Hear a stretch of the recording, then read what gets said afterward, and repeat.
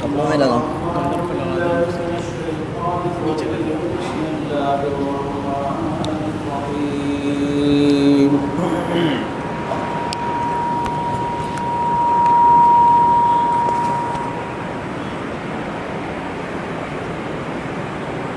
إذا جاء نصر الله والفتح ورأيت الناس يدخلون في دين الله أفواجا فسبح بحمد ربك واستغفره إنه كان توابا قال النبي صلى الله عليه وسلم لو كان بعدي نبي لكان عمر صدق الله وصدق رسوله النبي الكريم نحن على ذلك لمن الشاهدين والشاكرين والحمد لله رب العالمين يا رب صل وسلم دائما أبدا على حبيبك خير الخلق كلهم هو الحبيب الذي ترجى شفاعته لكل هول من الأحوال مقتحم اللهم صل على سيدنا ومولانا محمد وعلى آل سيدنا ومولانا محمد وآله وبارك وسلم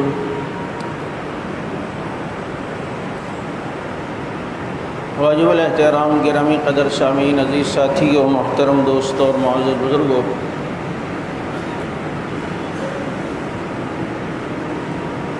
آج 14 اگست 2020 ہے اور محرم الحرام کی بھی آمد ہے۔ یہ 2-3 عنوان آج کے اس جمعہ میں جمع ہو گئے ہیں۔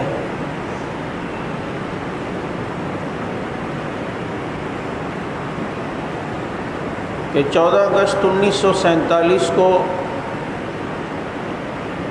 ہمارا یہ ملک پاکستان معرض وجود میں آیا اور یکم محرم الحرام خلیفہ دوم داماد علی المرتضیٰ رضی اللہ تعالیٰ عنہ فاتح قیصر و کسریٰ سیدنا فاروق اعظم رضی اللہ تعالیٰ عنہ کا یوم شہادت ہے۔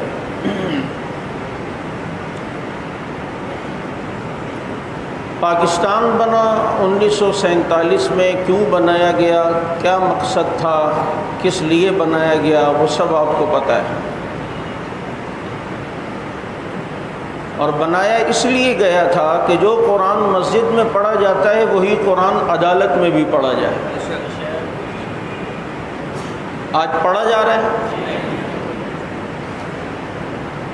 جس قرآن پر ہاتھ رکھ کے قسمیں کھائی جاتی ہیں اسی قرآن کریم سے عدالت میں بھی فیصلے ہوں، ورنہ یہ قرآن پاکستان بننے سے پہلے بھی پڑھا جا رہا تھا اور بہترین قاری تھے۔ اس لیے بنایا گیا تھا کہ اذانیں دی جائیں گی، یہ نہیں مقصد تھا، اذانیں تو پہلے بھی دی جا رہی تھیں۔ مقصد یہ تھا کہ ایک ایسا خطہ لیا جائے کہ جس میں سارے عالم کی ترجمانی کی اذان ہو۔ اسی لیے تو اقبال نے کہا تھا کہ ملا کو جو ہند میں ہے سجدے کی اجازت، ناداں یہ سمجھتا ہے کہ اسلام ہے آزاد۔ صرف اذان اور سجدے اور نمازیں اور قرآن کریم پڑھنے کا نام آزادی ہے تو وہ آج امریکہ میں بھی ہو رہی ہے، لندن میں بھی ہو رہے ہیں، اور وہاں کے مسلمان زیادہ پکے مسلمان ہیں۔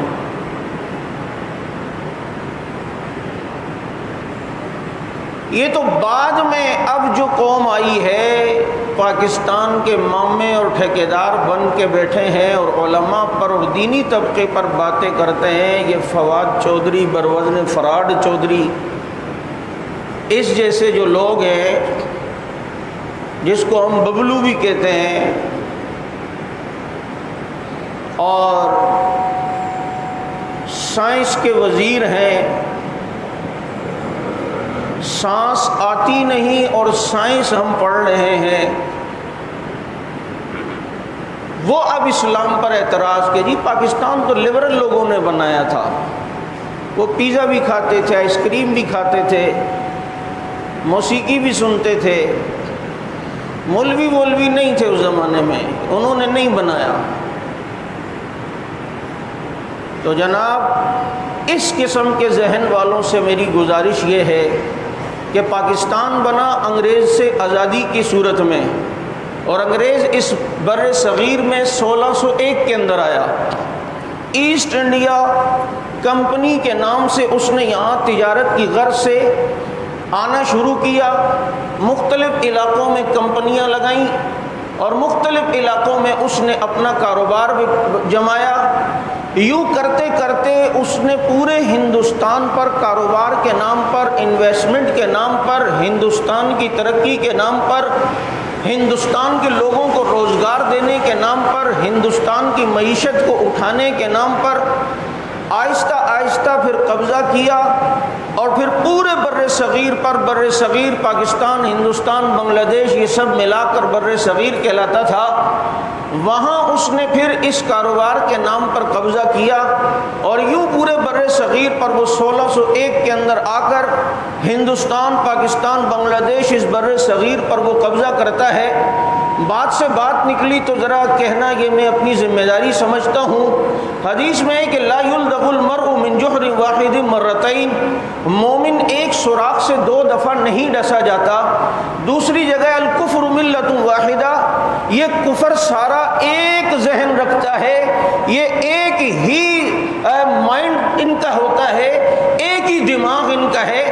تو مومن ایک سوراخ سے 2 دفعہ نہیں ڈسا جاتا۔ ناراض نہ ہونا، میں ارباب اختیار کو، اداروں کو اور دوسرے پاکستانی قوم کو اس طرف متوجہ کرنا چاہتا ہوں، کیا آج چائنا بھی اسی نام پر پاکستان میں قبضہ نہیں کر رہا؟ ٹھیک ہے، چائنا سے ہماری دوستی اچھی ہے، سب کچھ ہے، ہونی بھی چاہیے، وہ انڈیا کو بھی آنکھیں دکھا دیتا ہے، لیکن کبھی کبھی اپنے مفاد کے لیے بھی انسان جو ہے وہ بہت زیادہ جھکتا ہے اور بہت زیادہ میٹھا بنتا ہے، بہت زیادہ جو ہے وہ محبت جتاتا ہے۔ آج وہ بھی تو کاروبار کے نام پر یہاں آیا ہے، پوری بستیاں اور پورے گاؤں جو ہیں وہ ان کو دے دیے گئے ہیں، جہاں کوئی پاکستانی داخل نہیں ہو سکتا۔ بڑے خطے پر بڑی زمینیں ان کو الاٹ کر دی گئی ہیں۔ کہیں یہ وہی والی تاریخ دوبارہ تو نہیں دہرائی جائے گی خدا نخواستہ؟ کیا مسلمان اسی لیے رہ گئے ہیں کہ وہ جناب مظلوم بنے اور محکوم بنے اور حاکم یوں قبضہ کریں اور مسلمان یوں ہی پٹتے رہیں؟ یہ ذرا توجہ کرنا، ایسا نہ ہو خدا نخواستہ کہ یہاں پر بھی وہی والا سلسلہ نہ آ جائے۔ شاید ہمارے بڑوں کی توجہ اس طرف ہو، اگر نہیں ہے تو ذرا توجہ سے انہیں جب یہاں آنے دیا جائے تو پوری توجہ بھی یہاں ہو کہ کہیں جناب قبضہ نہ کر لیں، کل ایسا نہ ہو کہ یہ اب ملک کے حکمران بن کے بیٹھ جائیں۔ بہرحال ایسٹ انڈیا کمپنی کے نام سے انگریز 1601 میں آیا، پاکستان 1947 میں بنا۔ یہ جو بیچ میں 350 سال 400 سال کی محنت ہے، یہ ایسے ہی ہو گئی۔ آج کوئی روٹی پکا کر بیٹھ گیا اور کہتا ہے جی یہ روٹی میں نے بھی بنائی ہے، کھانے کے ٹائم اگر کوئی آ کے کہے اس میں میرا بھی حصہ ہے تو کہا جائے گا میاں اس روٹی بنانے سے پہلے زمین کاشت کی گئی تھی، ہل چلایا گیا تھا، پھر اس میں گندم بوئی گئی تھی، پھر گندم کو کاٹا گیا تھا، پھر اسے بھوسے سے علیحدہ کیا گیا تھا، پھر اس کو آٹے کی طرح پیسا گیا تھا، پھر اسے گوندا گیا ہے، پھر لکڑیاں جلائی گئی ہیں، چولہا جلایا گیا ہے، پھر توا رکھ کر اس کے اوپر روٹی پکائی گئی ہے۔ یہ شروع سے جو گندم بوئی گئی، جنہوں نے گندم کو بویا، جنہوں نے ہل کو چلایا، جنہوں نے گندم کو کاٹا، جنہوں نے آٹا پیسا، جنہوں نے چولہا جلایا، جنہوں نے آٹا گوندا، جنہوں نے روٹیاں بنائی، وہ سب تم بھول گئے. آخر میں دسترخوان پر جو آ کے بیٹھ جائے تمہیں سب صرف وہ یاد ہے 1601 میں انگریز یہاں پر آتا ہے اور 1947 میں پاکستان آزاد ہوتا ہے. اس سے پہلے کی جد و جہد کرنے والے یہی علماء تھے اور علماء میں بھی علماء حق تھے. علماء دیوبند کا بہت بڑا کردار رہا ہے. کیا انگریز کے خلاف سب سے پہلے فتویٰ دینے والا شاہ عبدالعزیز محدث دہلوی نہیں تھا؟ اس فتوے کی پاداش میں وقت کے اس جید عالم کو گرفتار کیا گیا, ان کے ہاتھ اور جسم پر چھپکلیوں کو پھیر دیا گیا, ان کے جسم پر برس کی بیماری آئی ہے, لیکن شاہ عبدالعزیز محدث دہلوی رحمت اللہ علیہ نے اپنے فتوے کو پھر بھی پختگی کے ساتھ دنیا کو بتایا. پیچھے نہیں ہٹے. 1857 کی جنگ آزادی ہوئی ہے, تحریک ریشمی رومال چلی ہے, تحریک ترک موالات چلی ہے, تحریک ترک خلافت چلی ہے. یہ سارے کون تھے؟ یہ شاملی کے میدان میں لڑنے والا سید ضامن شہید کون تھا؟ حسین قاسم نانوتوی کون تھا؟ رشید احمد گنگوئی کون تھا؟ جعفر تھانسری کون تھا؟ یہ تحریک ریشمی رومال چلانے والا شیخ الہند محمود الحسن کون تھا؟ حسین احمد مدنی کون تھا؟ یہ کون تھا محمد علی جوہر جس نے کہا تھا کہ جب تک یہ ملک آزاد نہیں ہوتا میں اپنے سر پہ ٹوپی نہیں پہنوں گا؟ یہ کون تھا حسین احمد مدنی کہ آپ کے یہ خالق دینہ حال آج بھی صدر کے قریب موجود ہے؟ یہیں سے دارالعلوم دیوبند سے گرفتار کر کے حسین احمد مدنی کا مقدمہ چلا. اس خالق دینہ حال کا وہ مشہور واقعہ جب انگریز جج نے کہا مولوی تو نے ہمارے خلاف فتویٰ دیا ہے, اس کی سزا پتہ ہے؟ تو حسین احمد مدنی بفرے ہوئے شعر کی طرح کہتا ہے فتویٰ دیا نہیں تھا, فتویٰ دیتا ہوں, دیتا رہوں گا. جب سے فتویٰ دیا ہے کفن ساتھ لے کے پھرتا ہوں, نظر آتی ہے مسلمانوں کی آبادی, حسین احمد کے قدموں کا تقدس ہے یہ آزادی.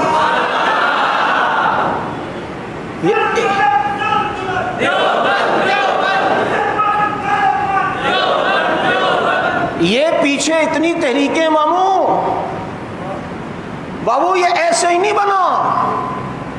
یہ کالا پانی کے جزیروں کو آباد کیا تھا, مالٹا کے جزیروں کو آباد کیا گیا ہے, سور کی کھالوں میں بند کر کر کے علماء کو تندوروں میں پھینکا گیا ہے, ان کی لاشوں کو, ان کے کٹے ہوئے سروں کو درختوں کے ساتھ 50 کلومیٹر لمبے علاقے میں لٹکایا گیا ہے.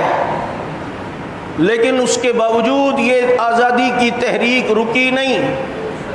اس نے اپنے ہر دور میں اپنا انداز بدلا ہے, لیکن مقصد وہی تھا. جب ہی دارالعلوم دیوبند کی بنیاد رکھتے ہوئے قاسم العلوم والخیرات مولانا قاسم نانوتوی رحمت اللہ علیہ اغراض و مقاصد لکھواتے ہوئے کہتے ہیں کہ میرا یہ مدرسہ انگریز کی مخالفت کے لیے بنا ہے, اور انگریز کی مخالفت کرتے کرتے میرے مدرسے کی ایک ایک اینٹ کو ختم کر دیا جائے مجھے منظور ہے, لیکن انگریز کی مخالفت نہیں چھوڑی جا سکتی. مسٹر ریبنسن کی کتاب ہے دا انڈین مسلمز, حضرت فاروقی شہید رحمت اللہ علیہ نے اپنی کتاب میں اس کا اپنی تقریر میں حوالہ دیا کہ غیر مطبوعہ لندن کی لائبریری میں وہ کہتے ہیں میں نے دیکھی ہے, اب وہ چھپ گئی ہے, وہاں کے ایک ساتھی نے میرے لیے بھجوائی ہے. اس میں اس نے صاف لکھا ہے کہ ہندوستان میں ہمارے خلاف مضبوط چھاونی اگر کوئی تھی تو وہ دارالعلوم دیوبند کی صورت میں تھی. یہ پیچھے اتنی تحریکیں ہوئی ہیں, ہم سمجھتے بس یوں انگریز کے ساتھ ٹیبل پہ بیٹھے مذاکرات کیے, اس نے کہا ہو آئی ایم گوئنگ ٹو جو ہے وہ یو اے برطانیہ اور لندن ہم جا رہے ہیں اور میں جا رہا ہوں اور نو پرابلم, یہ پاکستان اب تمہارا ہے, نو ٹینشن. اتنے مزے سے وہ دے گا. انگریز کو کفر کو جب تک ڈنڈے نہیں لگتے وہ مذاکرات کی ٹیبل پہ نہیں آتا. افغانستان کی تازہ صورتحال تمہارے سامنے.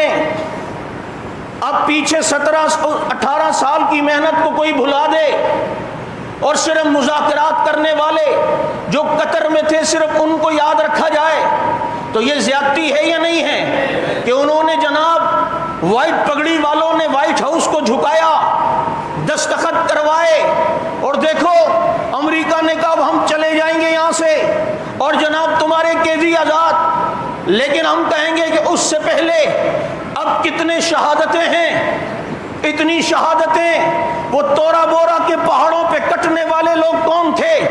وہ خواجہ غار کی وہ میدانوں کے اندر چیتڑے جن کے اڑے، کیا ان کی قربانیاں نہیں ہوں گی؟ پیچھے 18 سال اس انگریز کو، امریکہ کو ڈنڈے لگے ہیں، ان کے سروں کے اوپر وہ اللہ کے وہ شیر بیٹھے ہیں۔ جب ان پر دباؤ آیا، جبھی وہ وہاں سے نکلا ہے اور نکلنے کی اب باتیں کر رہا ہے، تو یوں ہی جناب پاکستان صرف مذاکرات سے نہیں بنا، اس سے پہلے بہت بڑی تحریکیں تھی، بہت زیادہ قربانیاں تھی، لاکھوں کے قریب جانیں دی گئی، کئی مسلمان پابند سلاسل ہوئے، جو کچھ لاپتہ ہوئے کہ گھر والے ساری زندگی ان کی راہ تکتے رہے لیکن ان کا کچھ پتہ نہ چلا زندہ تھے یا دنیا سے چلے گئے۔ یہ پیچھے اتنی محنتیں ہوئیں، اس کے بعد یہ پاکستان تمہیں مارز وجود میں پاکستان آتا ہے، اور جب پاکستان بنایا گیا تو ذہن اس میں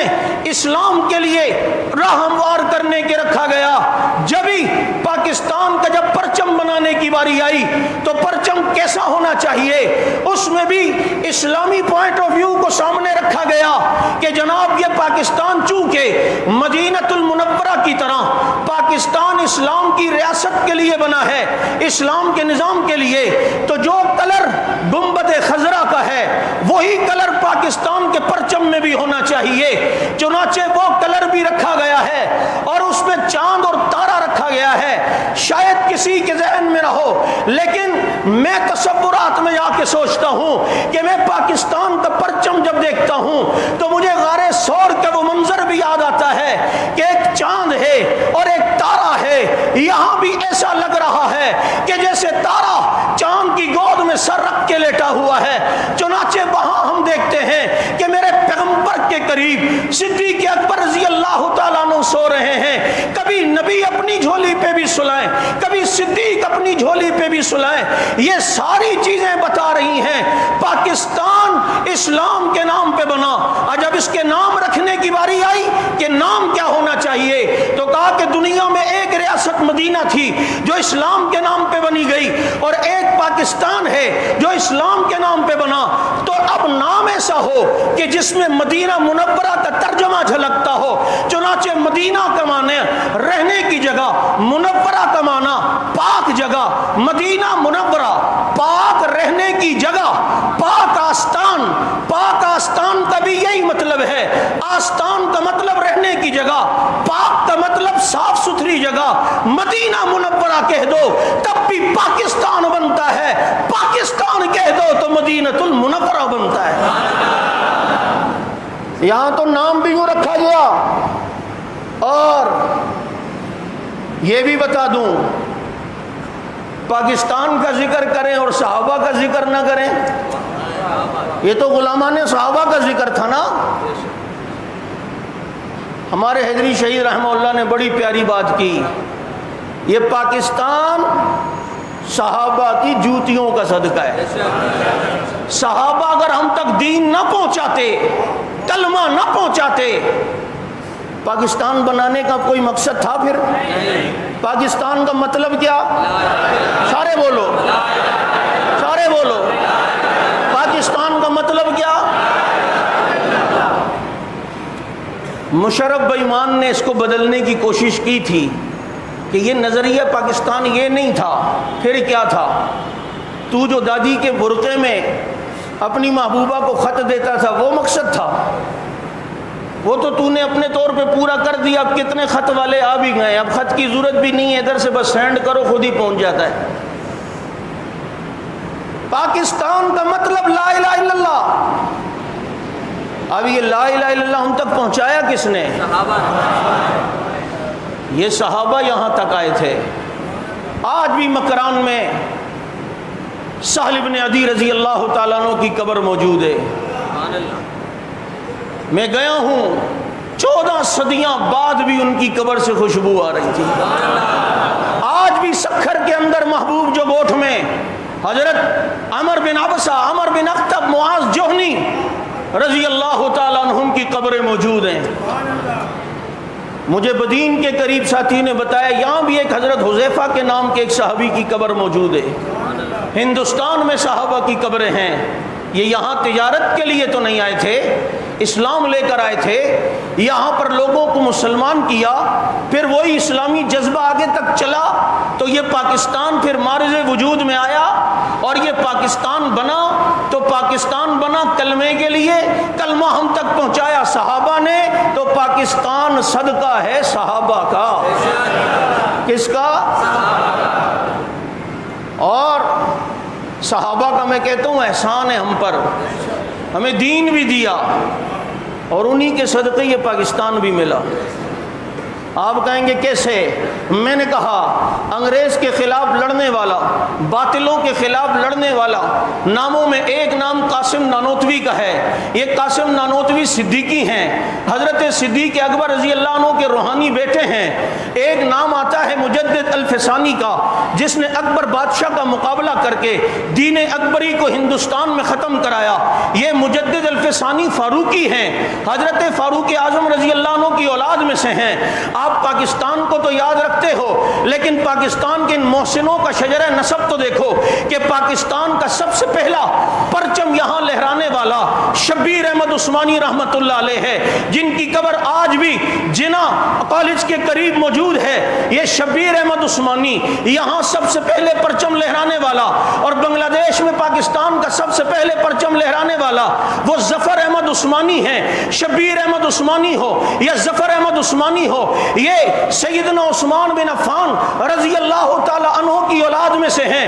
تحریک ریشمی رومال ہو، تحریک خلافت و ترک موالات ہو، ان کو چلانے والے حسین احمد مدنی ہیں۔ یہ حسین احمد مدنی حضرت علی المرتضیٰ رضی اللہ تعالی عنہ کے خاندان سے ہے۔ یہ خلفائے راشدین کی یہ کڑیاں چلی ہیں، اور اس خوبصورت گلدستے کی صورت میں تحریکیں چلاتے رہے، عظیمتوں کے کام کرتے رہے، دشمن کے خلاف مقابلہ کرتے رہے۔ یہ پاکستان تمہیں اگر آج اس صورت میں نظر آتا ہے کہ یہاں آزادی ملی انگریزوں سے، خدا کی قسم کہ پاکستان پھر صحابہ کی جوتیوں کا صدقہ ہے۔ کس کا صدقہ ہے؟ صحابہ کی۔ اس لیے میرا بھائی یہ ملک اللہ نے دیا، اس پر اللہ کی خاص نظریں، بس بیٹھ جاؤ، اس پر اللہ کی خاص نظریں ہیں۔ آپ دیکھو نا، جو بھی آیا اس نے کھایا اور ڈکار بھی نہیں مارا۔ اتنے مضبوط معدے، تم مولویوں کو کہتے بہت کھاتے ہیں، وہ بیچارے تو دال روٹی جو بھی وہ کھاتے ہیں، یہ تو ڈالر کے ڈالر کھا رہے ہیں، لیکن پتہ نہیں جا کہاں رہے ہیں۔ سب نے کھایا، کتنی سازشیں ہوئیں اندرونی بیرونی، لیکن آج بھی الحمدللہ پاکستان کا وجود سلامت ہے۔ اللہ آگے بھی سلامت رکھے، اس لیے کہ اس پر اللہ کی خاص نظریں ہیں۔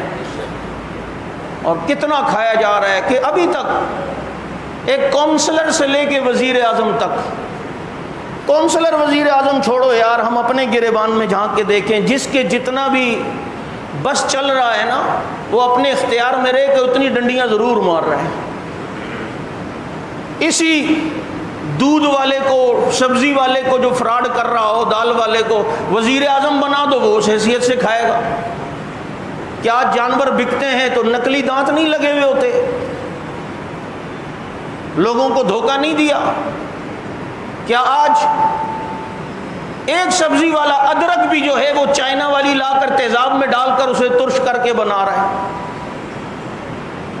ایک عام فروٹ والا بھی وہ اپنے ترازو کے نیچے مقناطیس لگایا ہوا ہے، جس پلڑے کے اندر اس نے پھل رکھنا ہے۔ تو جس کا جہاں بس چل رہا ہے وہ کر رہا ہے۔ میں کہہ رہا ہوں ہر ایک کھا رہا ہے پاکستان کو، لیکن پھر بھی چل رہا ہے۔ اصل میں یہ بنا 27ویں روزے کو، اور رمضان میں چیزیں زیادہ کھائی جاتی ہیں، اس لیے یہ بھی پاکستان رمضان میں بنا، اس لیے زیادہ کھا رہے ہیں۔ اور رمضان میں برکت ہوتی ہے، چیزیں ختم ہی نہیں ہوتی، ہے یا نہیں ہے؟ 27ویں شب کو بننے والا یہ ملک، اور آج کسی ملک کے بارے میں یہ نہیں کہا جاتا دنیا میں یہ ٹوٹ جائے گا، یہ ٹوٹ جائے گا۔ ایک پاکستان کے بارے میں ہی ہر ایک کو یہ ذہن باور کروایا جا رہا ہے یہ ٹوٹ جائے گا، یہ ٹوٹ جائے گا۔ اس کے دفاع کرنے والے الحمدللہ وہ موجود ہیں جن کے آباء و اجداد نے یہ ملک بنایا تھا۔ میں ابھی اس طرف جانا نہیں چاہتا کہ بعد میں کون کون آئے۔ جب بن گیا، جب سب ہو رہا ہے، پھر کوئی جبہ پہن کے آ رہا ہے۔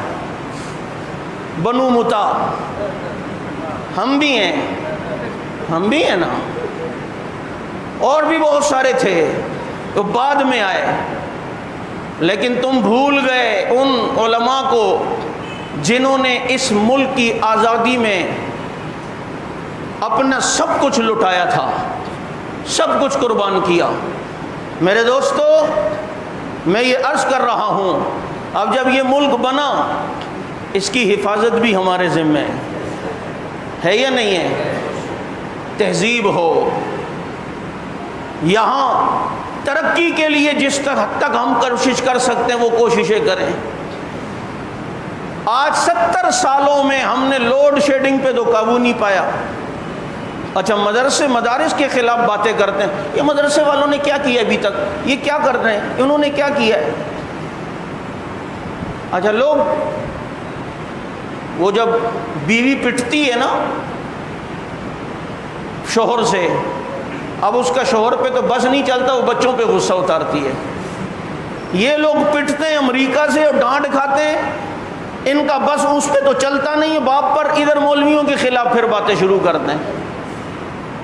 انہوں نے کیا کیا؟ اب پاکستان بنا تھا، ایک طبقے نے مدارس سنبھالنے کا ٹھیکہ لیا، ایک نے اسکول کالج۔ جنہوں نے مدارس سنبھالا انہوں نے اپنے اتنے کام کیے ہیں، جو ذمہ داریاں ان پہ تھی، تم نے مولوی بنانے کا، مفتی بنانے، قاضی بنانے، مؤذن بنانے۔ اب یہاں کبھی ایسا ہوتا ہے مسجد میں جناب نماز کا ٹائم ہو، مؤذن نہیں ہے، امام نہیں ہے؟ تم نے اپنے وہاں کیا کیا ہے؟ کو ایجوکیشن سسٹم کر کے لڑکے اور لڑکیوں کی محبتیں کروائیں، اور کیا کروایا؟ اور مدارس کی کارکردگی، یہ تو کرونا میں بھی وفاق کا امتحان لینا جانتے ہیں، اور تم صرف کراچی میٹرک بورڈ کے اندر ایک امتحان نہیں لے سکتے، اور وفاق والے مدارس والے پورے پاکستان میں امتحان لے رہے ہیں۔ یہ کارکردگی بہرحال پھر وہ مولویوں کے پر۔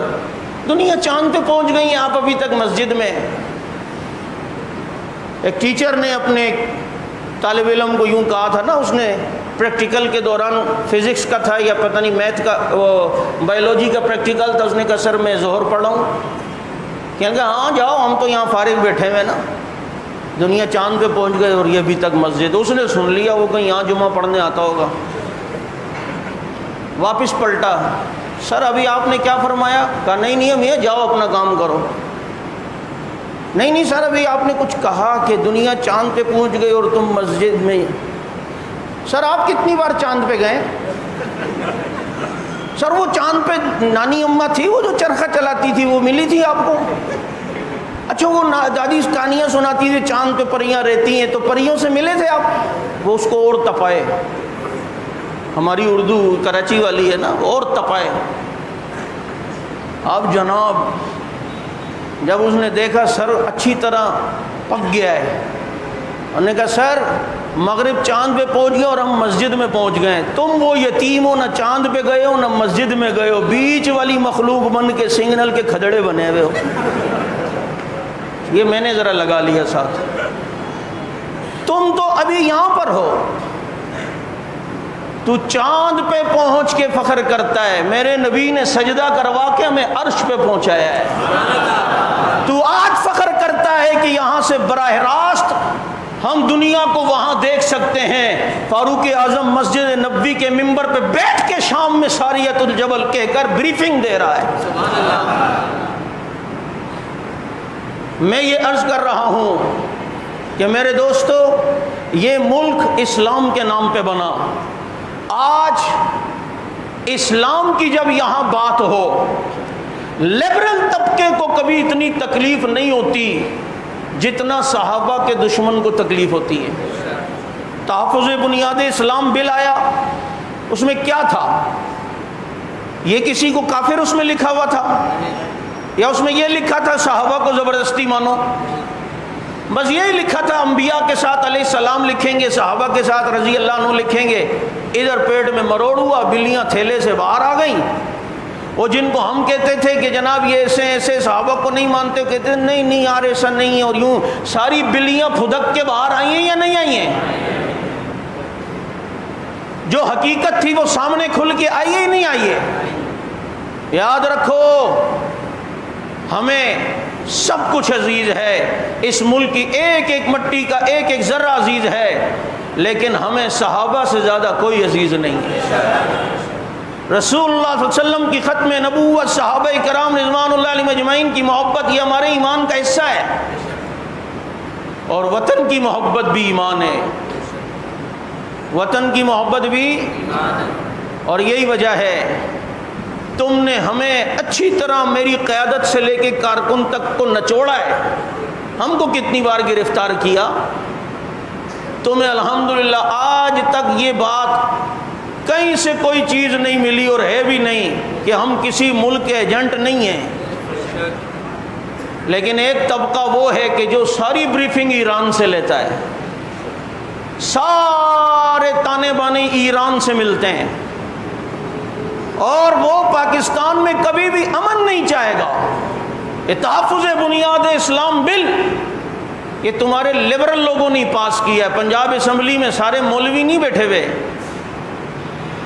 یہ لبرل لوگوں نے پاس کیا کہ ہاں بھائی واقعی یہ صحابہ کا دفاع ہونا چاہیے، جو صحابہ کو آئے روز گالیاں دی جا رہی ہیں، اس سے تو پھر امن نہیں آ سکتا۔ مجھے بتائیں اگر کوئی پتھر مارتا رہے اور ہم آگے ہاتھ رکھیں کہ پتھر نہ مارو، اور ہمیں کوئی بے وقوف یہ کہے کہ ہاتھ اٹھاؤ، تو آپ یہ کہو گے کہ جاؤ بھائی اپنے عقل کا کوئی علاج کرا کراؤ، دماغ کا علاج کرا کے آؤ، پاگل خانے جاؤ، اس پتھر مارنے والے کو روکو نا۔ دہشت گرد تو یہ ہے، شدت پسند تو یہ، انتہا پسند تو یہ ہے، بدامن تو یہ ہے۔ ہم صحابہ کا دفاع کر رہے ہیں، جو ان کی گستاخیاں کر رہے ہیں اصل مجرم وہ ہیں، اصل مجرم۔ اس لیے میرے بھائی یاد رکھو، ہم وقتاً فوقتاً حضرات صحابہ کرام رضوان اللہ علیہم اجمعین کے متعلق ان کی حیات، ان کی زندگی لوگوں کے سامنے رکھتے ہیں تاکہ پتہ چلے کہ ہمارے محسن اصل صحابہ کرام ہیں۔ یکم محرم الحرام آ رہی ہے، آپ جانتے ہیں یکم محرم الحرام اس عظیم انسان کا یوم شہادت ہے جس کے نام سے آج بھی شیطان کانپتا ہے، آج بھی شین بولو نہیں ہو تو ایک بورڈ لکھ لو، دیکھو نیچے سے نہیں جائے گا، اسے عمر کی جو راہ ہے نا وہ تلوار نظر آتی ہے، سر پہ لگ جائے گی، سر پہ لگ جائے گی۔ وہ فاروق اعظم رضی اللہ تعالیٰ عنہ جنہوں نے وقت کی دو سپر طاقتوں کو دن میں تارے دکھائے، 22 لاکھ مربع میل تک اسلام کے جھنڈے لہرائے، سیدنا فاروق اعظم رضی اللہ تعالیٰ عنہ جن کو رسول اللہ صلی اللہ علیہ وسلم نے دنیا میں جنت کی بشارت دی ہے، جن کے اللہ نے عناصر اربع کو جن کے تابع کیا ہے، آگ ہوا مٹی پانی، اس سے انسان پیدا ہوتا ہے، آگ ہوا مٹی پانی یہ عناصر اربع کہلاتے ہیں۔ یہ چاروں چیزوں کی تابع ہونے کی جھلک اللہ نے فاروق اعظم رضی اللہ عنہ میں دکھائی ہے۔ آگ ہم نے دیکھا مدینے میں آگ لگی، لوگ مٹی پانی لائے بجھتی نہیں ہے، میں نے وہ جگہ مدینہ المنورہ میں دیکھی بھی ہے جہاں سے یہ آگ نکلی تھی، پورے مدینے کو لپیٹ میں لینے والی تھی۔ حضرت عمر کو بتایا گیا، کہا مٹی سے بجھا دو، کہا نہیں بجھتی، پانی ڈال لو، کہا ڈالا ہے نہیں بجھتی۔ فاروق اعظم اٹھے ہیں اور اپنے رومال سے یوں اشارہ کرتے ہوئے آگ کو ایسا بھگاتے ہیں جیسے بکریاں چرانے والا بکریوں کو بھگایا کرتا ہے۔ ہوا کو اللہ نے تابع کیا، ممبر مسجد نبوی پہ بیٹھے ہیں، سارے پردے اللہ نے ہٹائے، شام میں ساریاں ڈل رہے ہیں، یہاں سے بولتے ہیں اللہ تعالیٰ شام تک حضرت عمر کی آواز کو پہنچاتے ہیں۔ تم آج کہتے ہو سائنس نے ترقی کی، موبائل دیکھو، نہ تار نہ انتظار۔ میں نے کہا 9-10 محرم آ رہا ہے، ذرا پھر کر کے دکھانا phone, not responding at the moment, please انگلیاں نہ ماریں، پلیز ٹرائی لیٹر۔ اب کر کے دکھا، نہ تار نہ انتظار۔ ترقی اس کو کہتے ہیں۔ تیری ساری ترقیاں عمر کے تلووں پہ ہیں، جوتی کے نیچے رون چکا ہے۔ ہوا کو اللہ نے تابع کیا، آگ، ہوا، مٹی اور پانی، یہ مٹی زمین ہل رہی ہے، کانپ رہی ہے۔ مدینے میں زلزلہ آیا، وہ کون تھا جس نے درہ مار کے کہا کیا انصاف نہیں کرتا میں تجھ پر؟ اور یہ زمین تھمی، اور محققین علماء نے یہ بات لکھی ہے بڑی عجیب، کہ جب سے حضرت عمر نے مدینے کی سرزمین پہ درہ مارا، اس وقت سے لے کر آج تک پھر کبھی مدینے میں زلزلہ نہیں آیا ہے۔ مدینے میں زلزلہ نہیں آیا، مٹی تابع، آگ، ہوا، مٹی، پانی۔ تو وہ جو نیل کا پانی خشک ہو جاتا ہے، جب ایک لڑکی کو دلہن بنا کر اس کے کنارے پر مصر والے ذبح کرتے تھے پھر پانی آتا تھا۔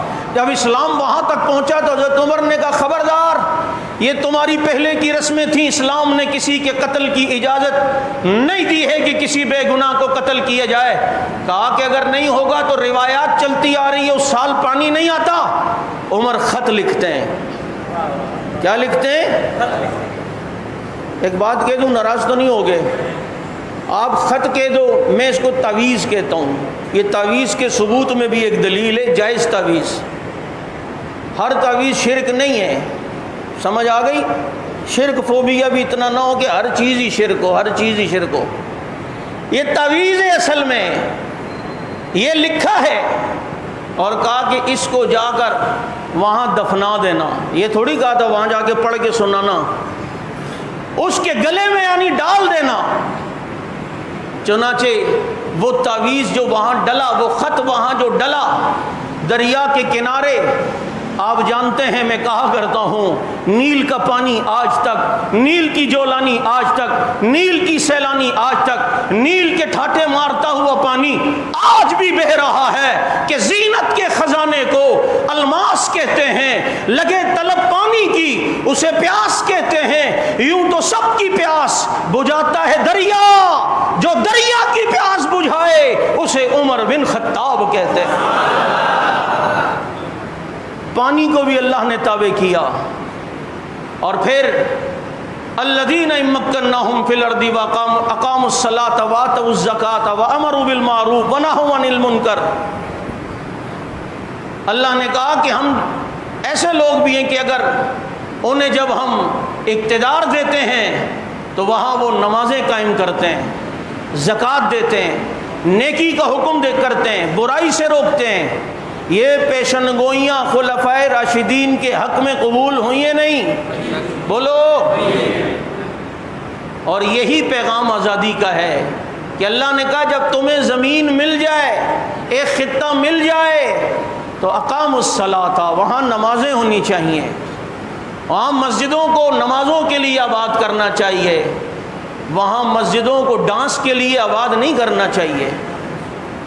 آپ کو پتہ ہے لاہور کی مسجد وزیر خان میں ایک فلم کی شوٹنگ ہوئی ہے، اس میں شراب بھی لائی گئی اور ہیرو اور ہیروئن جو ہے وہ ناچی بھی ہے مسجد میں۔ اور کچھ شرم کرو، کوئی حیا کرو۔ ادھر اللہ کے عذاب کرونا کی صورتوں میں، ٹڈی دل کی صورت میں، بھوک کی صورت میں، ادھر خودکشیاں لوگ کر رہے ہیں، بے روزگاری کی صورت میں اللہ کے عذاب آ رہے ہیں، تم مزید دعوت دے رہے ہو۔